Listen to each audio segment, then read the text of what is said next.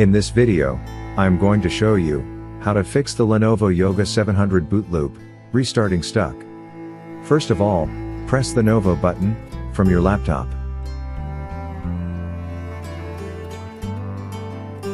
From the Novo button menu, select BIOS Setup.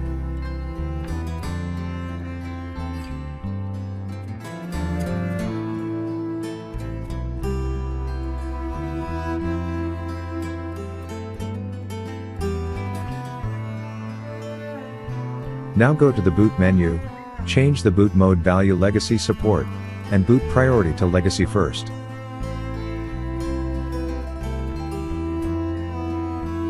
Save changes. Now restart your laptop with the Novo key again.